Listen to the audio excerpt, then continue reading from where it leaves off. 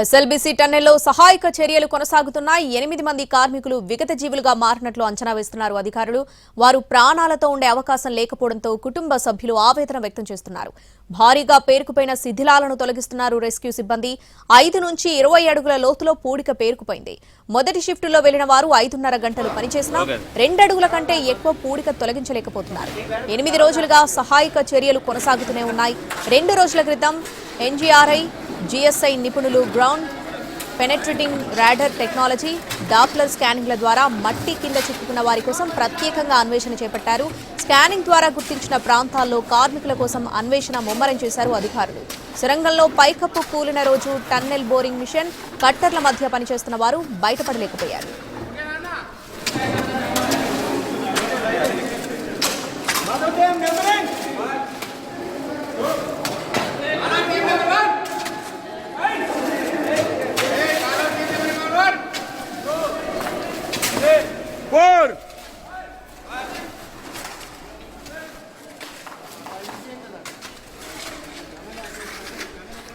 SLBC టన్నెల్లో సహాయక చర్యలు కొనసాగుతున్నాయి. భారీగా పేరుకుపోయిన మట్టి బురద తొలగిస్తున్నారు రెస్క్యూ సిబ్బంది.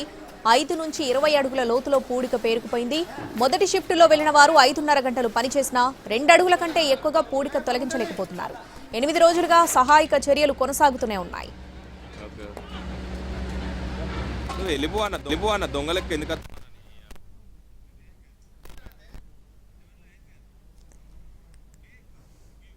ఎస్ఎల్బీసీ టన్నెల్లో ప్రస్తుతం సహాయక చర్యలు కొనసాగుతున్నాయి. ఘటనా స్థలం నుంచి పూర్తి అప్డేట్స్ అందించడానికి మా ప్రతినిధి రవి సిద్ధంగా ఉన్నారు. రవి, రెస్క్యూ ఎంతవరకు వచ్చింది? 8 మంది కార్మికులను ఎప్పటిలోపు బయటకు తీసుకొచ్చే అవకాశం ఉంది? డీటెయిల్స్ ఏంటి? శ్రావణి, టన్నెల్ లోపల ఎక్కడైతే 4 మృతదేహాలు ఉన్నాయని చెప్పి జీపీఆర్ ద్వారా గుర్తించారో ఆ ప్రాంతంలో 2 రోజులుగా రెస్క్యూ టీమ్స్ తవ్వకాలు జరుపుతున్నాయి. 2 మీటర్ల లోతులో 4 మృతదేహాలు ఉన్నాయని చెప్పి జీపీఆర్ ద్వారా గుర్తించారు. ఆ ప్రాంతంలో తవ్వకాలు జరుపుతున్నటువంటి టైంలో ఇప్పటివరకు రెస్క్యూ టీమ్స్ ఈ 2 రోజుల్లో కేవలం 1/2 మీటర్ నుంచి మీటర్ వరకు మాత్రమే తవ్వగలిగినట్లుగా చెప్తున్నారు. తవ్వుతున్నటువంటి క్రమంలో లోపల నుంచి ఊట పెద్ద ఎత్తున రావడం, అక్కడ నుంచి వాటర్ కూడా చేరుతా ఉంది. తవ్వినటువంటి మట్టికి ఆ వాటర్ యాడ్ అయిపోయి మొత్తం బురదగా మారిపోతుంది. దానికి తోడు టన్నెల్లో ఇప్పటికే ప్రవహిస్తున్నటువంటి వాటర్ అంతా ఆ చోట చేరిపోతుందని చెప్తున్నారు. అంటే తీవ్ర ఆటంకాలు ఎదురవుతున్నాయి. కేవలం 2 మీటర్ల లోతు అయినప్పటికీ కూడా వీళ్ళు తీవ్రంగా శ్రమించాల్సి వస్తుంది. 2 రోజుల నుంచి వాళ్ళు కష్టపడితే కేవలం ఇప్పటి వరకు 1 మీటర్ వరకు మాత్రమే తవ్వగలిగామని చెప్తున్నారు. సో మిగతా 2 మీటర్ల లోతులో ఉన్నటువంటి 4 మృతదేహాలను కూడా స్కానర్స్, అదేవిధంగా ఎక్స్రే మిషన్స్ ద్వారా చూస్తే లోపల స్కిన్ పూర్తిగా డ్యామేజ్ అయిపోయి కేవలం ఎముకలు మాత్రమే మిగిలినట్లుగా కూడా గుర్తించారు. సో వాటిని తీసేటటువంటి క్రమంలో కూడా పూర్తిగా ఇబ్బంది తలెత్తే అవకాశం ఉంటుంది. ఈరోజు సాయంత్రం వరకు పూర్తి చేస్తామని చెప్పారు. కానీ ప్రస్తుతం ఉన్నటువంటి పరిస్థితుల్లో ఇప్పుడే కొద్దిసేపటి క్రితం ఎప్పుడైతే మార్నింగ్ 4 o'clock లోపలికి వెళ్ళిందో రెస్క్యూ టీమ్, ఒక అరగంట క్రితం వాళ్ళు బయటకు వచ్చారు. వాళ్ళు చెప్తున్నటువంటి ఇన్ఫర్మేషన్ ప్రకారం మేము లోపల ఎంత శ్రమిస్తున్నా కూడా అక్కడ చేరుతున్నటువంటి వరద, అదేవిధంగా బురద కారణంగా మేము తవ్వలేకపోతున్నాం. అక్కడ ఆ 2 మీటర్ల లోతు తవ్వాలంటే మరికొంత సమయం పట్టే అవకాశం ఉందని చెప్తున్నారు. సో ఈరోజు రాత్రి వరకు వాళ్ళు చూస్తే ఒకవేళ ఆ 2 మీటర్ల ప్రాంతాన్ని కనుక తవ్వుతే ఆ 4 మృతదేహాలు బయటకు తీసే అవకాశం ఉంటుంది. ఇక మిగతా 4 మృతదేహాలు టీఎంబీ మిషన్ ముందు వైపు 2, టీఎంబీ మిషన్ కింద 2 ఉన్నట్లుగా గుర్తించారు. అవి కూడా 7 మీటర్ల లోతున్నాయని చెప్తున్నారు.